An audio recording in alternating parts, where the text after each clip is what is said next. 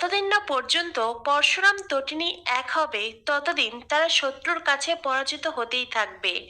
ঠিক যেভাবে লাট্টুকে তারা হারিয়ে ফেললো, একে একে তাদের জীবনের সব সুখ শান্তি হারিয়ে যাবে। তাই শত্রু পক্ষকে পরাজিত করতে হলে এইবার পরশুরাম আর তটিনীর একে অপরের সামনে আসা প্রয়োজন। একে অপরকে নিজেদের পরিচয় জানিয়ে দেওয়া প্রয়োজন। একে অন্যের হাতে হাত রেখে শত্রুপক্ষের বিরুদ্ধে লড়াই করা প্রয়োজন। তবেই তারা শত্রুপক্ষকে পরাজিত করতে পারবে। বন্ধুরা, পরশুরাম ধারাবাহিকে দেখানো হয়েছে অপারেশনের পরেই তটিনীর জ্ঞান ফিরে। নন্দিনী তটিনীর সামনে বসে আছে। তটিনী নন্দিনীকে বলে, দিদি দিদি সবকিছু ঠিক আছে তো? তটিনীর কথা শুনে নন্দিনী নিজেকে সামলে নেয়। চোখের জল আড়াল করে নন্দিনী তটিনীকে বলে, হ্যাঁ বোন, সবকিছু ঠিক আছে। তটিনী বলে, কতদিন ধরে আমি বিছানায় পড়ে আছি, কতদিন ধরে আমি আমার পিকোকে নিজের হাতে সাজিয়ে দিই না, কতদিন ধরে আমি আমার লাট্টুকে স্নান করিয়ে দেই না। আমার বরটা একাই সব কাজ করছে, সংসার সামলানো, রান্না বান্না করা, কাপড় কাচা, ছেলে মেয়ের দেখাশোনা, সবটা তার কাঁধে। আমার আর ভালো লাগছে না রে দিদি, কবে আমি আবারও সংসারে ফিরতে পারবো? নন্দিনী বলে, তুই কোনো চিন্তা করিস না, সবকিছু ঠিক হয়ে যাবে। তটিনী বলে, দিদি লাট্টু পিকো আমার বর ওরা এখনো আসেনি? এখনো বুঝি অনুষ্ঠান চলছে? হ্যাঁ দিদি, আমার অপারেশন কত ঘন্টা হয়েছিল, ওরা এখনো ফিরলো না কেন রে? ওরা কোথায়? তখনই নন্দিনী অঝরে কাঁদতে থাকে। তটিনী বলে, দিদি কি হয়েছে বল। কি রে, চুপ করে আছিস কেন? কি হয়েছে দিদি, আমাকে বল। এইবার তটিনীর খুব চিন্তা হতে থাকে। লাট্টু পিকোর কথা শুনেই নন্দিনী কেঁদে দিয়েছে। তটিনী বারবার করে নন্দিনীর কাছে জানতে চায়, কি হয়েছে দিদি, প্লিজ গোপন করিস না। তখনই নন্দিনী বলে, বোন বোন, লাট্টু মিসিং, লাট্টুকে কোথাও খুঁজে পাওয়া যাচ্ছে না। এটা শুনে তটিনী চিৎকার করে ওঠে। লাট্টু বলে চিৎকার করতে থাকে। মায়ের মন, সন্তান মিসিং হওয়ার কথা শুনে অজানা বিপদের আশঙ্কায় তটিনী ছটফট করছে। তটিনী অস্থির হয়ে উঠেছে। লাট্টুকে পেতে চাই, যে কোনো মূল্যে লাট্টুকে ফিরে পেতে চাই। তখনই সেখানে আসে নার্স। নার্স এসে তটিনীকে সামলাতে থাকে। নার্স তটিনীকে বলে, প্লিজ আপনি এতটা উত্তেজিত হবেন না, আপনার একটু আগে অপারেশন হয়েছে। আপনি যদি এভাবে উত্তেজিত হন, সারা জীবনের জন্য আপনি পঙ্গু হয়ে যাবেন। প্লিজ নিজেকে কন্ট্রোল করুন। নন্দিনীও তটিনীকে বোঝাতে থাকে। এদিকে দেখানো হয় সত্যজিৎ মুখার্জি, কবির চ্যাটার্জি আর আরাধ্যা তারা স্পেশাল ব্রাঞ্চে আসে। অন্যদিকে অপর দিক থেকে পরশুরাম ওরফে শিবপ্রসাদ গাঙ্গুলিও আসছে। সত্যজিৎ মুখার্জি শিবপ্রসাদ গাঙ্গুলির সামনে দাঁড়িয়ে যায়। সত্যজিৎ মুখার্জি শিবপ্রসাদ গাঙ্গুলিকে বলে, শুনলাম লাট্টু মিসিং, কি হলো, কোথায় লাট্টু, বলো। লাট্টু কোথায় আছে, উত্তর দাও। এই সব কিছুর জন্য তুমি দায়ী, শুধুমাত্র তুমি। মিডিল ক্লাস লোক একটা, না আমার মেয়েকে কখনো সুখী করতে পেরেছো, আর না আমার নাতি নাতনিদের রক্ষা করতে পারছো। আজ লাট্টু হারিয়ে গেছে, তার জন্য তুমি দায়ী, শুধুমাত্র তুমি দায়ী। তখনই কাবের চ্যাটার্জি পরশুরামের কাছে এগিয়ে আসে। কাবের চ্যাটার্জি পরশুরামকে বলে, খুব পেন দিয়েছো আমাকে তুমি, বারবার করে হাত জোর করে অনুরোধ করেছিলাম। শিবপ্রসাদ গাঙ্গুলি, তটিনী গাঙ্গুলি, দয়া করে আমাকে জেলে দিও না। কিন্তু আমার কোনো কথাই শোনোনি। আমাকে জেলে দিয়েছিলে, শাস্তি দিয়েছিলে আমাকে, খুব কষ্ট হয়েছিল আমার। এখন এখন কেমন লাগছে, হ্যাঁ? বুঝতে পারছো তো পাওয়ার কাকে বলে? তোমাদের মতন লোকদের কিচ্ছু করার ক্ষমতা নেই। পাওয়ারের কাছে তোমরা তুচ্ছ, একেবারেই তুচ্ছ। পরশুরাম তখন সজোরে কবিরের পেটে জোরে ঘুষি মারে, আর কবির উল্টে পড়ে যায়। সত্যজিৎ মুখার্জি পরশুরামকে বলে, এ কি, তুমি ওকে মারলে কেন, হ্যাঁ? তুমি ওর গায়ে হাত তুললে কেন, কি হলো, উত্তর দাও। কেন মারলে কবিরকে? তখনই বাবিন বলে, তুমি ওর গায়ে হাত তুললে কেন এভাবে, হ্যাঁ? কেন মারলে? পরশুরাম তখন সত্যজিৎ মুখার্জির চোখের দিকে তাকায়। পরশুরাম সত্যজিৎ মুখার্জিকে বলে, আপনারা তো লাট্টুর খোঁজ নিতে এখানে আসেননি, তো কেন এসেছেন এখানে? সত্যজিৎ মুখার্জি বলে, হ্যাঁ, আমরা লাট্টুর খোঁজ নিতে আসিনি, আমরা এখানে অন্য কারণে এসেছি। আয়ুষী মিসিং, আয়ুষীকে কোথাও খুঁজে পাওয়া যাচ্ছে না। কথাটা শুনে পরশুরাম ওখান থেকে চলে যায়, একটাও কথা বলে না। পিছন থেকে সত্যজিৎ মুখার্জি বলে, তুমি কি শুনতে পেলে না?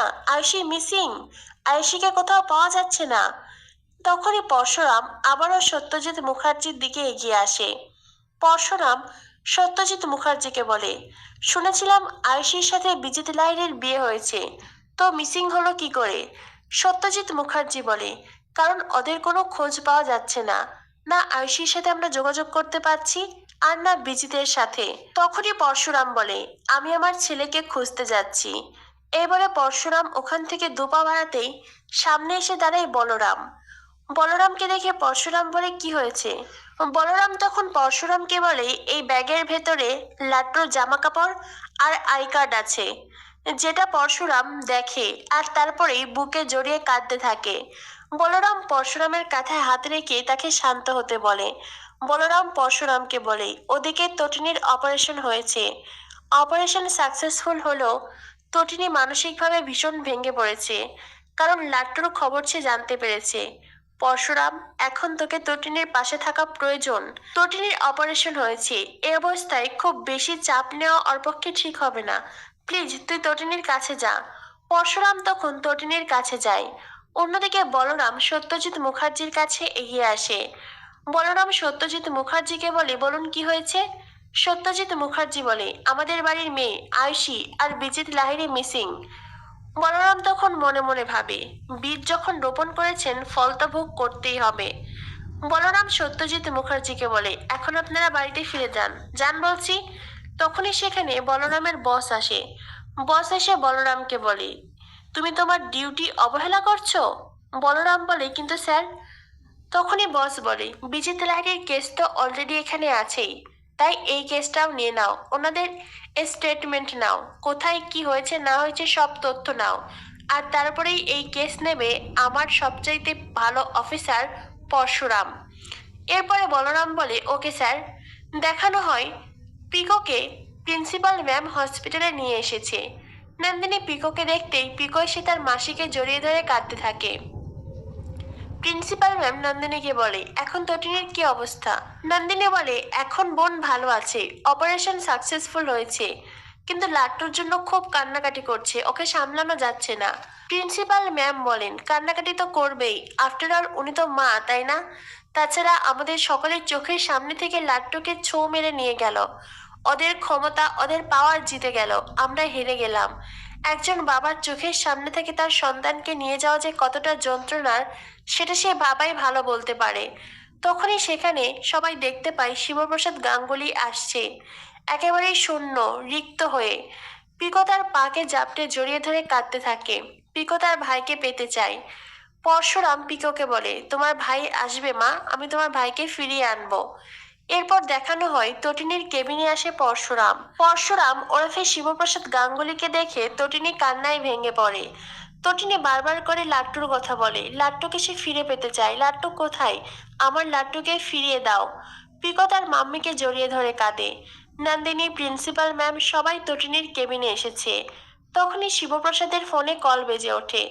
শিবপ্রসাদ কল রিসিভ করতেই ফোনের ওপার থেকে বলরাম বলে, পরশুরাম, আমরা অডিটোরিয়ামের সব ক্যামেরা, সব সিসিটিভি ফুটেজ দেখেছি।